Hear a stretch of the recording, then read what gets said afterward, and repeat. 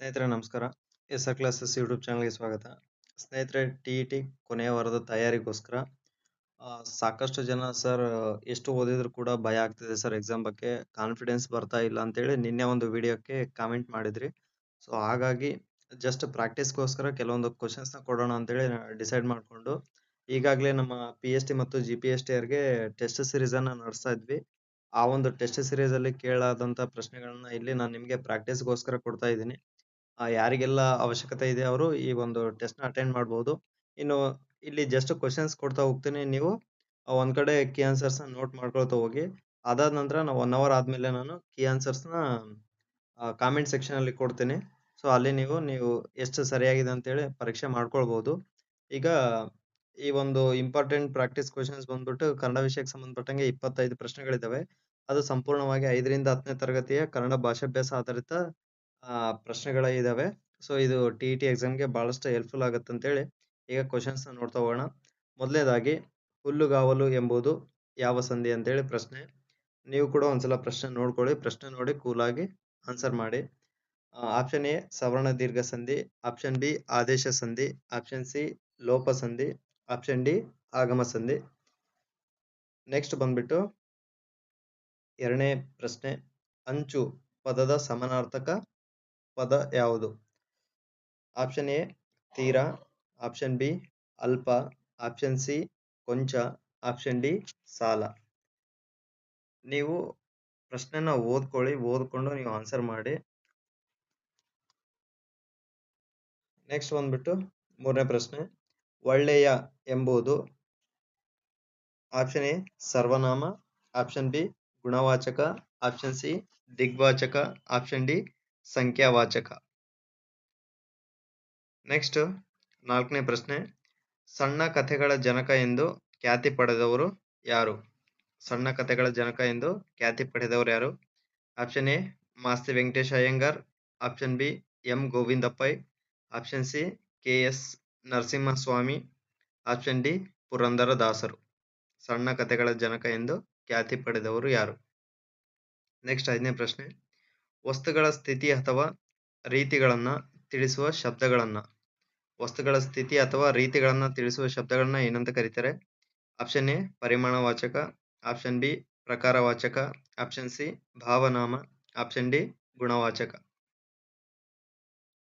Next ಬಂದ್ಬಿಟ್ಟು 6ನೇ ಪ್ರಶ್ನೆ, ಮೇಜು ಈ ಪದವು ಡ್ಯಾಶ್ ಭಾಷೆಯಿಂದ ಬಂದಿದೆ. ಮೇಜು ಅನ್ನೋ ಈ ಪದವು ಯಾವ ಡ್ಯಾಶ್ ಭಾಷೆಯಿಂದ ಬಂದಿದೆ? ಆಪ್ಷನ್ ಎ ಪರ್ಸೋ, option B English, option C Portuguese, option D Greek. ಮೇಜು ಎಂಬ ಪದವು ಡ್ಯಾಶ್ ಭಾಷೆಯಿಂದ ಬಂದಿದೆ. ನೆಕ್ಸ್ಟ್, ಕಡುಗಲಿ ಪದದ ಅರ್ಥ.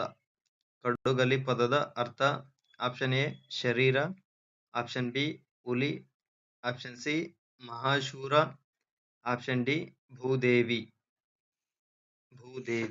ನೆಕ್ಸ್ಟ್ 8ನೇ ಪ್ರಶ್ನೆ, ಮಹಾತ್ಮ ಡ್ಯಾಶ್ ಸಂಧಿಗೆ ಉದಾಹರಣೆ. ಮಹಾತ್ಮ ಆಪ್ಷನ್ ಎ ಗುಣಸಂಧಿ, ಆಪ್ಷನ್ ಬಿ ಎಂಡ್ ಸಂಧಿ, ಆಪ್ಷನ್ ಸಿ ಆದೇಶ ಸಂಧಿ, ಆಪ್ಷನ್ ಡಿ ಸವರ್ಣ ದೀರ್ಘ ಸಂಧಿ. ಮಹಾತ್ಮ ಎಂಬ ಪದ ಯಾವ ಸಂಧಿಗೆ ಉದಾಹರಣೆ? ನೆಕ್ಸ್ಟ್ 9ನೇ ಪ್ರಶ್ನೆ, ದ್ವಿರುಕ್ತಿಗೆ ಉದಾಹರಣೆ. ದ್ವಿರುಕ್ತಿಗೆ ಉದಾಹರಣೆ ಆಪ್ಷನ್ ಎ ಸಾಕು ಸಾಕು, ಆಪ್ಷನ್ ಬಿ ಪುಸ್ತಕ ಗೀಸ್ತಕ, ಆಪ್ಷನ್ ಸಿ ಕಾಫಿ ಗೀಫಿ, ಆಪ್ಷನ್ ಡಿ ಉಳ ಉಪಡಿ. ಆಪ್ಷನ್ ಡಿ ಉಳ ಉಪಡಿ. ನೆಕ್ಸ್ಟ್ 10ನೇ ಪ್ರಶ್ನೆ, ಒಬ್ಬರು ಹೇಳಿದ ಮಾತನ್ನೇ ಯಥಾವತ್ತಾಗಿ ಬರೆಯುವಾಗ ಬಳಸಲಾಗುವ ಚಿಹ್ನೆ. ಒಬ್ಬರು ಹೇಳಿದ ಮಾತನ್ನೇ ಯಥಾವತ್ತಾಗಿ ಬರೆಯುವಾಗ ಬಳಸಲಾಗುವ ಚಿಹ್ನೆ. ಆಪ್ಷನ್ ಎ ಭಾವಸೂಚಕ, ಆಪ್ಷನ್ ಬಿ ಉದ್ಧರಣ, ಆಪ್ಷನ್ ಸಿ ವಾಕ್ಯವೇಷ್ಟನ, ಆಪ್ಷನ್ ಡಿ ಅಲ್ಪ ವಿರಾಮ. ಒಬ್ಬರು ಹೇಳಿದ ಮಾತನ್ನೇ ಯಥಾವತ್ತಾಗಿ ಬರೆಯುವಾಗ ಬಳಸಲಾಗುವ ಚಿಹ್ನೆ. ಆಪ್ಷನ್ ಎ ಭಾವಸೂಚಕ, ಆಪ್ಷನ್ ಬಿ ಉದ್ಧರಣ, ಆಪ್ಷನ್ ಸಿ ವಾಕ್ಯವೇಷ್ಟನ, ಆಪ್ಷನ್ ಡಿ ಅಲ್ಪ ವಿರಾಮ. ನೆಕ್ಸ್ಟ್ 11ನೇ ಪ್ರಶ್ನೆ, ಒಂದು ಪೂರ್ಣ ಕ್ರಿಯಾಪದದೊಂದಿಗೆ ಸ್ವತಂತ್ರವಾಗಿರುವ ವಾಕ್ಯ. ಒಂದು ಪೂರ್ಣ ಕ್ರಿಯಾಪದದೊಂದಿಗೆ ಸ್ವತಂತ್ರವಾಗಿರುವ ವಾಕ್ಯ. ಆಪ್ಷನ್ ಎ ಸ್ವತಂತ್ರ ವಾಕ್ಯ, ಆಪ್ಷನ್ ಬಿ ಸಾಮಾನ್ಯ ವಾಕ್ಯ, ಆಪ್ಷನ್ ಸಿ ಸಂಯೋಜಿತ ವಾಕ್ಯ, ಆಪ್ಷನ್ ಡಿ ಮಿಶ್ರ ವಾಕ್ಯ. ನೆಕ್ಸ್ಟ್ 12ನೇ ಪ್ರಶ್ನೆ. ಆರ್ಯವರ್ಧನನು ಈ ಪದದಲ್ಲಿರುವ ವಿಭಕ್ತಿ ಪ್ರತ್ಯಯ.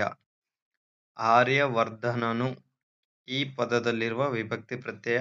ಆಪ್ಷನ್ ಎ ದ್ವಿರುಕ್ತಿ, ಆಪ್ಷನ್ ಬಿ ಪ್ರಥಮ, ಆಪ್ಷನ್ ಸಿ ಪಂಚಮ, ಆಪ್ಷನ್ ಡಿ ಚತುರ್ಥಿ. ನೆಕ್ಸ್ಟ್ 13ನೇ ಪ್ರಶ್ನೆ. ಹೆಜ್ಜೇನು ಈ ಪದವು ಯಾವ ಸಮಾಸಕ್ಕೆ ಸೇರಿದೆ? ಆಪ್ಷನ್ ಎ ತತ್ಪುರುಷ ಸಮಾಸ, ಆಪ್ಷನ್ ಬಿ ದ್ವಿಗು ಸಮಾಸ, ಆಪ್ಷನ್ ಸಿ ಕರ್ಮಧಾರಯ ಸಮಾಸ, ಆಪ್ಷನ್ ಡಿ ಗಮಕ ಸಮಾಸ. ಹೆಜ್ಜೇನು ಈ ಪದವು ಯಾವ ಸಮಾಸಕ್ಕೆ ಉದಾಹರಣೆ? ತತ್ಪುರುಷ, ದ್ವಿಗು, ಕರ್ಮಧಾರಯ, ನೆಕ್ಸ್ಟ್ ಗಮಕ, ಇವುಗಳಲ್ಲಿ ಯಾವುದು? ನೆಕ್ಸ್ಟ್ ಬಂದ್ಬಿಟ್ಟು 14ನೇ ಪ್ರಶ್ನೆ. ಧಾತು ಇದು ನಾಮಪದದ ಮೂಲ ರೂಪ. ಆಪ್ಷನ್ ಬಿ ನಿಷೇಧಾರ್ಥಕ ಕ್ರಿಯಾಪದ, ಆಪ್ಷನ್ ಸಿ ಪ್ರಕೃತಿ ಭಾವ, ಆಪ್ಷನ್ ಡಿ ಕ್ರಿಯಾಪದದ ಮೂಲ ರೂಪ. ಧಾತು ಇದು ಅಂತ ಹೇಳಿ.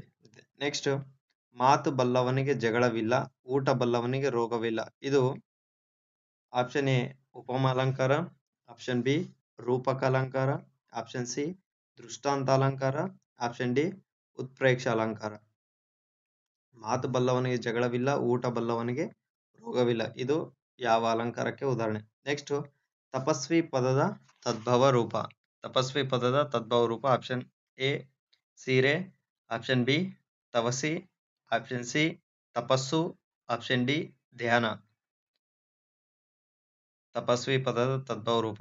ನೆಕ್ಸ್ಟ್ 17ನೇ ಪ್ರಶ್ನೆ. ಜಿ.ಎಸ್. ಶಿವರುದ್ರಪ್ಪರವರು ಕೇಂದ್ರ ಸಾಹಿತ್ಯ ಅಕಾಡೆಮಿ ಪ್ರಶಸ್ತಿ ಪಡೆದ ಕೃತಿ. ಜಿ.ಎಸ್. ಶಿವರುದ್ರಪ್ಪರವರ ಕೇಂದ್ರ ಸಾಹಿತ್ಯ ಅಕಾಡೆಮಿ ಪ್ರಶಸ್ತಿ ಪಡೆದ ಕೃತಿ. ಆಪ್ಷನ್ ಎ ಕಾವ್ಯಾರ್ಥ ಚಿಂತನ, ಆಪ್ಷನ್ ಬಿ ಸಾಮಗಾನ, ಆಪ್ಷನ್ ಸಿ ಚೆಲುವು ಒಲುವು, ಆಪ್ಷನ್ ಡಿ ದೇವಶಿಲ್ಪ. ನೆಕ್ಸ್ಟ್ 18ನೇ ಪ್ರಶ್ನೆ. ಜೇಡರ ದಾಸಿಮಯ್ಯರವರ ಅಂಕಿತ ನಾಮ. ಆಪ್ಷನ್ ಎ ಕಲಿದೇವರ ಕಲಿ, option B Ramanatha, option C ಶಂಭುಜಕೇಶ್ವರ, ಆಪ್ಷನ್ ಡಿ ಮಲ್ಲಿಕಾರ್ಜುನ. ಜೇಡರ ದಾಸಿಮಯ್ಯರವರ ಅಂಕಿತ ನಾಮ. ನೆಕ್ಸ್ಟ್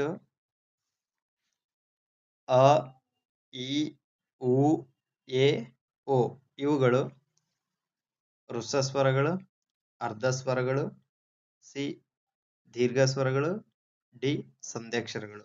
ಇದು ಬಹಳ ಈಸಿ ಕ್ವಶನ್. ನೆಕ್ಸ್ಟ್ 20ನೇ ಪ್ರಶ್ನೆ. ಕನ್ನಡದ ಪ್ರಪ್ರಥಮ ಗದ್ಯ ಕೃತಿ ಯಾವುದು? ಶಬ್ದಮಣಿ ದರ್ಪಣ, option B Kavirajamarga, option C Vaddaradhane, option D Bharatesha Vaibhava. Next 21ನೇ ಪ್ರಶ್ನೆ. ಕಾನೂರು ಹೆಗ್ಗಡತಿ ಮಲೆಗಳಲ್ಲಿ ಮದುಮಗಳು ಕಾದಂಬರಿಗಳ ಕರ್ತೃ. Option A G S. Shivarudrappa, option B Shivaram Karanth, option C Kuvempu, option D Da Ra Bendre. Next Yashodhara Charite ಕೃತಿಯ ಕರ್ತೃ ಯಾರು? Option A Pampa, option B Ponna, option C Ranna, option D Janna. Next Karnataka ಸಂಗೀತದ ಪಿತಾಮಹ ಯಾರು? 23ನೇ ಪ್ರಶ್ನೆ. ಜಗನ್ನಾಥದಾಸರು, ಕನಕದಾಸರು, ಗೋಪಾಲದಾಸರು, ನೆಕ್ಸ್ಟ್ ಪುರಂದರ ದಾಸರು. ನೆಕ್ಸ್ಟ್ 24ನೇ ಪ್ರಶ್ನೆ. ತಾಲವ್ಯ ಅಕ್ಷರಗಳೆಂದರೆ? ಖ ವರ್ಗದ ಅಕ್ಷರಗಳು, ಛ ವರ್ಗದ ಅಕ್ಷರಗಳು, ಠ ವರ್ಗದ ಅಕ್ಷರಗಳು, ಹ ವರ್ಗದ ಅಕ್ಷರಗಳು.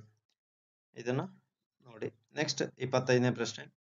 ತಾನು, ತಾವು, ತನ್ನ, ತಮ್ಮ ಈ ಪದಗಳು ಆಪ್ಷನ್ ಎ ಪುರುಷಾರ್ಥಕ ಸರ್ವನಾಮ, ಆಪ್ಷನ್ ಬಿ ಪ್ರಶ್ನಾರ್ಥಕ ಸರ್ವನಾಮ, ಆಪ್ಷನ್ ಸಿ ಉತ್ತಮ ಪುರುಷ, ಆಪ್ಷನ್ ಡಿ ಆತ್ಮಾರ್ಥಕ ಸರ್ವನಾಮ. ಇಷ್ಟು ಪ್ರಶ್ನೆಗಳು 10 ನಿಮಿಷದಲ್ಲೇ 25 ಪ್ರಶ್ನೆಗಳು. ಈ 25 ಪ್ರಶ್ನೆಗಳಿಗೆ ಸಾಧ್ಯ ಆದ್ರೆ ಒಂದ್ ಕಡೆ ನೀವು ಕೀ ಆನ್ಸರ್ಸ್ ನ ನೋಟ್ ಮಾಡ್ಕೊಳ್ರಿ. ಮತ್ತೆ ನೆಕ್ಸ್ಟ್ ಸಮಾಜ ವಿಜ್ಞಾನ ವಿಡಿಯೋದಲ್ಲಿ ಸಿಗ್ತಾ ಇದ್ದೀನಿ. ಅಲ್ಲಿವರೆಗೂ ಜೈ ಹಿಂದ್.